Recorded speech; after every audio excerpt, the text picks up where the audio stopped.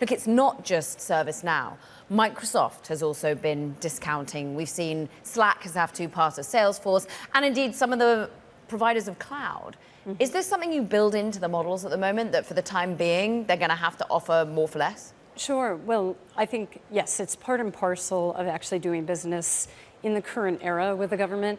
But the government has such antiquated systems. They have so much to do with respect to digitizing their environments that, as Brody said, I think it's a big opportunity for the vendors. And recall that the margin on incremental software is incredibly high, so they can afford to give more for the same amount initially to get more in the end. So in fact, I think it's been a source of upside for some of these models. We actually saw that in ServiceNow a few quarters ago.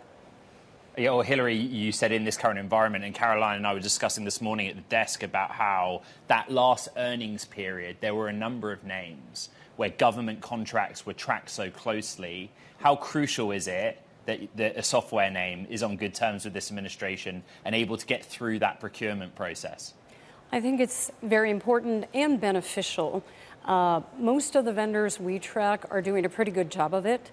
And actually, I think most investors haven't imputed much benefit from government near term in their models. So to the extent that comes through, I think that could be a source of upside for some of them. So then how should investors adjust maybe how they model some of these names? Is there a lot more upside in some of these shares that come directly from top line growth from government sales that you're not yet seeing baked in? Over time, yes. Over time, potentially next quarter. I don't think that's an immediate term phenomenon for many, but we saw Salesforce had booked a $100 million government contract recently toward the end of their quarter. That's actually very small relative to the total, but it's indicative of a thawing. It's an indicative of the government starting to purchase following DOGE cuts where the vendors saw some immediate term pain in the prior few quarters. And that's important considering we got Salesforce numbers coming out after the bell on September the 3rd. And I'm interested, so today, I'm interested in the growth or the winners and losers here. Because in many ways, Salesforce has been beaten up this year, unlike many other tech names, because we're worried that it's losing out to Gen AI competitors. Is that something you're seeing?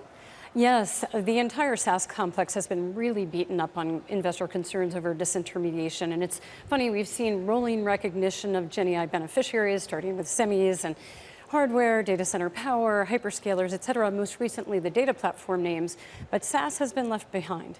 And I believe in that vein, investors are assuming that SaaS is very much a zero-sum game, meaning for any Gen AI winner, there are going to be multiple incumbent losers. But there are a few things I think about when thinking through that, which I'd be happy to discuss. One of them is that over the next 5 years, we're going to see so much more opportunity in software and even in SaaS than we've been seeing. There's going to be far more workloads to address, far more software written, and the incumbents who are moving quickly and executing will be a big part of that. Right. Second, these vendors are probably going to generate more revenue from Gen AI first before we see any actual real disintermediation from their businesses. And there are variances depending on the subsegment, but that's something to think about. And then finally, the valuations have been crushed, as you pointed out. So it's an interesting setup. There's still a fair amount of near-term uncertainty, but as we move through the year, that narrative could shift similar to, but not exactly to the extent that we saw in a Snowflake a year ago or MongoDB more recently, but to a lesser extent. Find that so fascinating. I was in Europe or the UK for much of the last 30 days, and a lot of the software names had a rough period. There's a lot of emphasis on how the no-code, low-code player survives, right? And I'm interested in Salesforce earnings, right? Because there's the hype of the AI headline.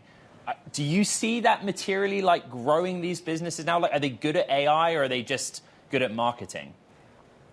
Some of them will be good at both. I think Salesforce will be good at both. Code gen is a very different discipline. Code gen doesn't have to be right out of the box. You have a world of developers who can spend all the time they save actually generating code or remediating the code after it's been written. When something is customer facing or even broadly employee facing, it has to be accurate, secure, compliant, trusted.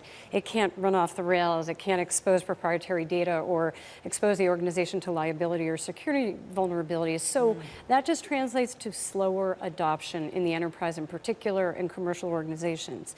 But the incumbents have incumbency advantages, they have delivery and distribution advantages, they have a lot of hooks into every system, they can make things work together, they own the workflows, the data fabric, the business logic. There's a lot there that they can work with and impute AI on top of it. So it just means they have a fighting chance, and they're moving a whole lot faster this time around than they did in cloud, but it's going to take time. Right. We're not going to see it immediately. It'll take time.